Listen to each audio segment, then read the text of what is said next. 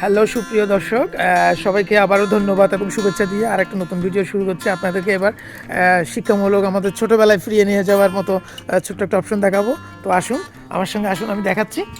Guys দেখুন, এই যে আশেপাশের সুন্দর একটা গ্রাম, গ্রামের মধ্যেই কিন্তু আছে অবস্থান আছে একটা স্কুল। দেখেন এখানে স্কুলের শুরুতে দেখতেই একটা শহীদ মিনার দেখা যাচ্ছে, যে শহীদ মিনার আমাদের শহীদদের কথা মনে করিয়ে দেয়। এই স্কুলটির নাম হচ্ছে ইসলামপুর উচ্চ বিদ্যালয়।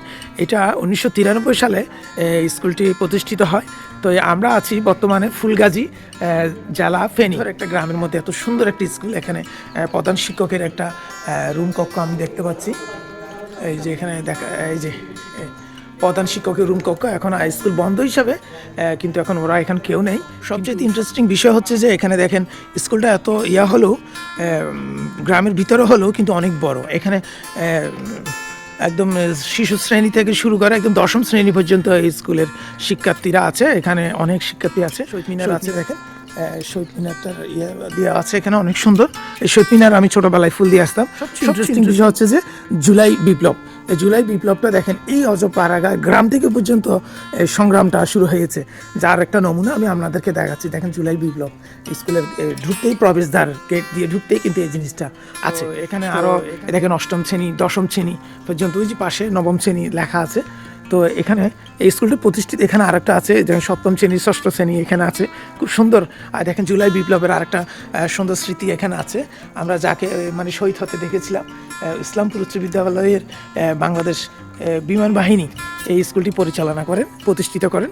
তো আমি ওনার সাইনবোর্ডটা এখানে দেখাচ্ছি, দেখেন বাস্তবায়নে বাংলাদেশ বিমান বাহিনী।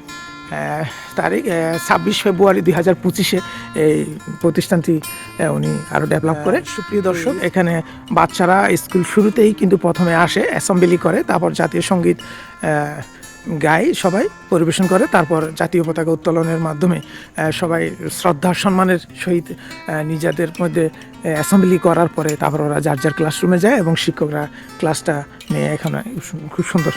তো আমরাও ছোটোবেলায় সেটা করতাম। তো আমি এগুলো শুনে খুব ভালো লাগলো। আজকে কেউ ছিল না বিধে কাউকে দেখাতে পারিনি।